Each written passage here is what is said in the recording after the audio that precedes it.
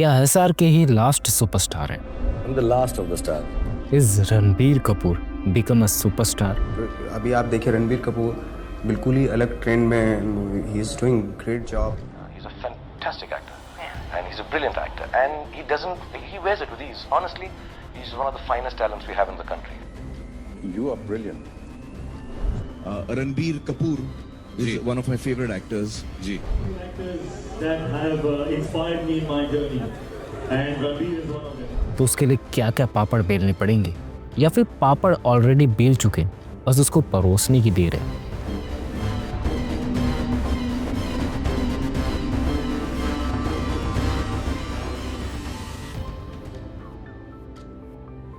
Ranbir Kapoor was born on 28 September 1982 in Bombay, Maharashtra. और इनके mummy papa को कौन नहीं जानता है, ऋषि कपूर एंड नीतू सिंह। और इनकी पुश्तैनी जान पहचान है फिल्म इंडस्ट्री से रिलेटेड। फिल्म इंडस्ट्री में इनके बाप दादा काम करके गए एंड इनकी बहुत बड़ी ब्लड लाइन है। जैसे अगर कुछ फेमस एक्टर्स के नाम मैं तुम्हें बताऊं, like Prithviraj Kapoor, Raj Kapoor.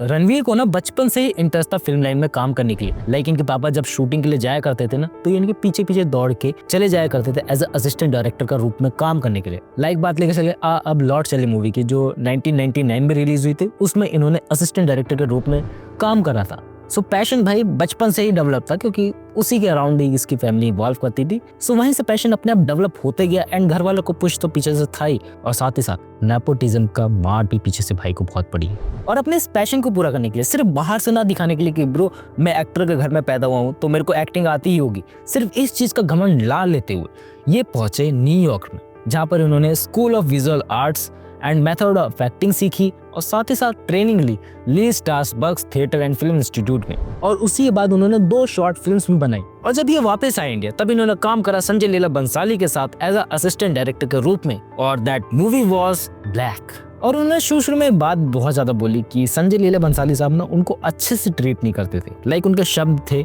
I was getting beaten up, abused, doing everything from cleaning the floor to fixing the light from the 7 AM to 4 AM. But I was learning every day. और संजय लीला बंसाली ने उस टाइम रणवीर को देखा कि यार बहुत ज्यादा मेहनती लड़का है, इसको एक एक्टिंग का रोल दिया जा सकता है। देन संजय लीला बंसाली ने इनको मेन लीड रोल दिया। दैट मूवी वाज सावरिया।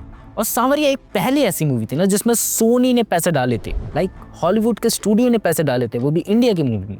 लेकिन वो मूवी नहीं चली और बहुत लोगों को इससे निराशा हुई, सबके पैसे डूब गए। एंड साथ ही साथ मैं कहूँ रणवीर को उस लेवल का रिकॉग्निशन शुरू में नहीं मिल पाया। लेकिन उनको क्या मिला? अवार्ड, फिल्म फेयर का बेस्ट डेब्यू अवार्ड उनको उस साल का मिला। बट वो उससे खुश नहीं थी कि यार मेल डेब्यू का अवार्ड मिल गया, उनकी मूवी ढंग से चली नहीं। उनको चाहिए था वो ना एक सुपरस्टार बने, ना कि एक्टर की जो छोटे मोटे रोल करता रहता साइड बाय साइड में एंड उनकी मूवीज चलती हैं, कभी कभार नहीं चलती है। उनको ये पता था कि उनकी मूवीज मिलती रहेगी, लेकिन उनको वो चाहिए था कि उनके बाप की वजह से उनको लोग ना पहचाने, उनकी वजह से लोग उनको पहचान पाए। देन उन्होंने 2009 में धर्मा प्रोडक्शन के साथ एक दूसरी मूवी करी, वेक अप सिड, जो काइंड ऑफ सक्सेस अचीव करी मार्केट में, लाइक सेमी हिट गई, ज्यादा ब्लॉकबस्टर नहीं गई जो वो चाहते थे हमेशा से। और उसके बाद यश राज फिल्म ने उनको और भी मूवीज साइन करने के लिए दी। लाइक बात करी जाए बचना है हसीनो, जो 2008 में रिलीज हुई and that also was semi hit. और रणवीर अंदर ही अंदर ना बहुत ज्यादा खुश नहीं थे कि रणवीर सोच रहे थे कि ब्रो ऐसा क्यों हो रहा है कि मेरी मूवीज ब्लॉकबस्टर नहीं जा रही, उस हिसाब से नहीं जा रही जिस हिसाब से मैं चाहता हूँ कि ब्रो वो फाड़ के रख दे मार्केट में, उस हिसाब से उनकी मूवीज नहीं गई। और बचना है हसीनो जो मूवी चली थी ना, उसमें कुछ पॉपुलर एक्टर्स थे, इस वजह से भी मूवी चली, ना कि सिर्फ रणवीर की वजह से। और उसके बाद उनके रिलेशनशिप के चक्कर बीच बीच में चलने लगे। That was with the Deepika Padukone, जो तुम लोगों ने कहीं ना कहीं रूमर सुने होंगे। और जब उन्होंने दीपिका का हाथ छोड़ के कटरीना का हाथ पकड़ा, तब उनको मूवी मिली अजब प्रेम की गजब कहानी। और उनकी वो सबसे पहली फर्स्ट ब्लॉकबस्टर मूवी गई विद कटरीना एंड उससे मार्केट में रिकॉग्नाइजेशन उनका बनने लगा। बट हमेशा की तरह ये ऐसा नहीं है कि ब्रो तुम्हारी एक मूवी हिट हो गई तो तुम्हारी हर मूवी हिट जाएगी। That was just your starting in Bollywood. और बॉलीवुड ऐसा अनप्रेडिक्टेबल गेम है कि समझने में अच्छे का टाइम लग जाता है, चाहे तुम इसके रूट से ही क्यों ना जुड़े हो। और उसके बाद रणवीर और कटरीना की केमिस्ट्री लोगों को पर्दों पे बहुत ज़्यादा अच्छी लगने लगी एंड साथ ही साथ ऑफलाइन भी उनके रूमर्स भी फैलने लगे एंड बात वहाँ तक पहुँच गई थी ना कि ब्रो शादी होने वाली है, लेकिन वो शादी नहीं हो पाई। बैक एंड में बहुत सारी गड़बड़ियाँ चली थी, यू नो अबाउट इट। भाई के साथ धोखा हुआ है और भाई थोड़ी बहुत अच्छी मूवीज मार्केट में दे रहे थे, लेकिन उस लेवल का रिकॉग्नाइजेशन उनको मिल नहीं रहा था मार्केट में। लाइक बात लेकर चले बर्फी की, एंड कुछ कुछ ऐसे मूवीज थी जो हमें थोड़ा बहुत छाप डाल के दे रही थी कि ब्रो हमें लोगों को याद है कि वो मूवीज रिलीज हुई। लाइक बात लेके चले संजू की, वो भी हम लोग को याद है। लेकिन देन मार्केट में लगा लॉकडाउन, संपूर्ण लॉकडाउन, एंड अच्छे अच्छे एक्टर्स, अच्छी अच्छी दुकानें सब बंद हो गई। एंड आफ्टर द कोरोना उन्होंने सोचा यार बहुत सारी मूवीज़ कर लिए, बहुत सारा स्ट्रगल कर लिया मार्केट में, लेकिन उस हिसाब से रेपुटेशन मिल नहीं पाई। एंड ऑलमोस्ट 14-15 साल होने वाले हैं मार्केट में, मैं अपनी जगह नहीं बना पाया। तब उनको रियलाइज़ हुआ कि यार मेरे को लॉन्ग टर्म सोचना चाहिए, एकदम लॉन्ग टर्म सोचना चाहिए, एंड ऐसी ऐसी मूवीज़ साइन करनी चाहिए जो लोगों को पसंद है अंदर से। लाइक पहले कैसा ज़माना था ना कि लोगों को family drama type of movies ज़्यादा पसंद आती थी। आज का ऐसा ज़माना है कि हम लोग को वल्गर एंड गोर चीज़ें बहुत ज़्यादा पसंद आती है, मार धाड़ वाली चीज़ें बहुत ज़्यादा पसंद आती है। एंड उन्होंने उसी टाइम साइन कर ली, दैट वॉज एनिमल।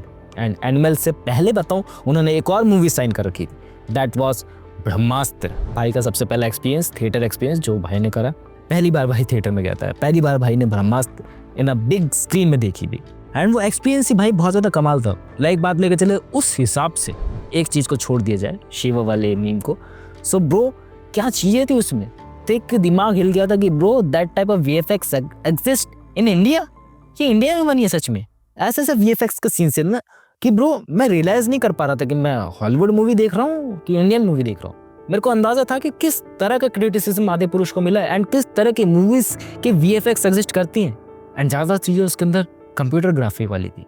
एंड उन चीज़ों को बेटर बना पाना, मज़ा आ गया देख के, लिटरली मज़ा आ गया, पैसा वसूल हो गया। उस मूवी को देखने के बाद लगा कि यार ब्रो पोटेंशियल इंडिया में है, बट ढंग से कोई यूटिलाइज नहीं कर पा रहा है एंड बंदे भी पैसे देने के लिए रेडी नहीं है। लाइक उस मूवी को ब्लॉकबस्टर नहीं कहा जा सकता। लाइक लोगों ने उतना पैसा स्पेंड नहीं करा उस मूवी बिकॉज की स्टोरी लाइन में थोड़ी बहुत गड़बड़ी थी।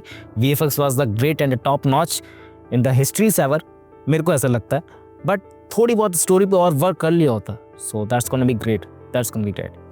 अब मैं नेक्स्ट बात लेकर चलूँ ब्रो, अचानक से एक्टिंग में इतना ज़्यादा इंप्रूवमेंट कैसे है। देख उसको एक्टिंग बहुत पहले से आती, उसने बहुत ज़्यादा प्रैक्टिसेस बैक एंड में किए, बस उसके मूवीज़ का सिलेक्शन चूज़ करने में ना थोड़ी सी देरी हो गई। लाइक बात लेकर चले, मैंने एनिमल अभी तक नहीं देखी थी, मैंने कल ही बैठ के एनिमल देखी है। मैं चाहता था कि वीडियो कल भी शूट कर लेता, लेकिन इस वीडियो के लिए मैंने थोड़ी बहुत रिसर्च और ज़्यादा गहरी करी कि ब्रो मेरे को बताना है कि रणवीर कैसा है बंदा।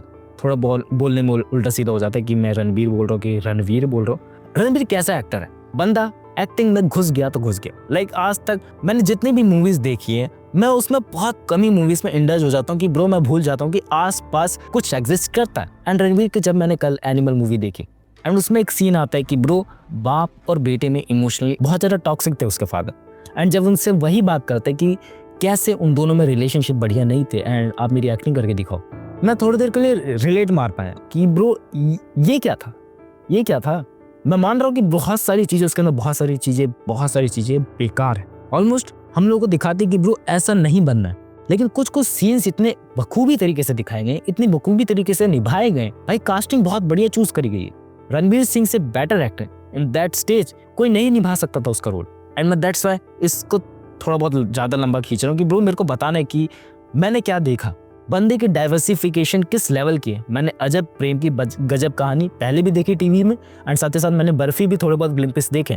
ब्रो किस टाइप ऑफ ट्रांजिशन आया, हाँ सच में बहुत ज़्यादा इंप्रूवमेंट करी बंदे ने टाइम के साथ। एंड बेटर मूवीज चूज करने की वजह से, ट्रेंड के हिसाब से चलने की वजह से उसने मूवी साइन करी। एंड इस हिसाब से कोई पॉपुलैरिटी का कोई अंदाज़ा नहीं है market. And that's gonna be कि ब्रो उसके फ्यूचर प्लान्स भी उसी हिसाब से हैं। अगर बात लेकर चले उसके फ्यूचर प्लान से कि ब्रो रामायण के ऊपर मूवी बन रही है, उस मूवी को भी उसने साइन करा। एंड बात लेकर चले एनिमल पार्क की, एनिमल पार्क मूवी का भी अनाउंसमेंट हुआ तो वो भी जल्दी आने वाली। एंड बात लेकर चले धूम 4 की, ब्रो बड़ी बड़ी मूवीज़ के प्रोजेक्ट उठाए हैं जो एज अ फ्रेंचाइजी वाइज भी है, एंड साथ ही साथ बात करें जो इमोशनली टच करती है, फैमिली वाइज भी टच करती है, और हम लोग उससे बहुत ज़्यादा कनेक्टेड हैं उन टॉपिक से। लाइक बात लेकर चले धूम को तो हमने अपने टीवीज़ में देखा है, सो हम लोग तो उससे बहुत ज़्यादा कनेक्ट मार पाते हैं। रामायण को हम लोगों ने एशियन टाइम से देखा है एंड देखते हुए आ रहे हैं हर साल हम लोग रामलीला के अलग अलग महोत्सव को। सो हम लोग डेफिनेटली कनेक्ट कर पाएंगे बंदे से।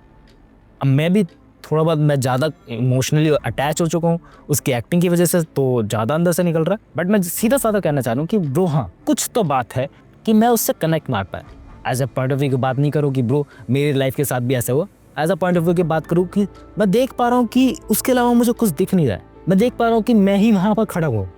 मुझे ऐसा बहुत कम ही बात फील हुआ है। और ब्रह्मास्त्र 2 मूवी की भी अनाउंसमेंट हो चुकी है, अब देखते हैं क्या होने वाला है ना फ्यूचर। मेरे को लग रहा है कि bro that's gonna be next superstar का टैग उन्हें मिल सकता है। हाँ, कुछ बैक एंड में गड़बड़ियाँ ना हो, क्योंकि आजकल कुछ भी ना एकदम सिमिलर ग्राफ की तरफ से नहीं जा रहा है, बहुत सारा उतार चढ़ाव आ रहा है, तो उस उतार चढ़ाव को समझना पड़ेगा।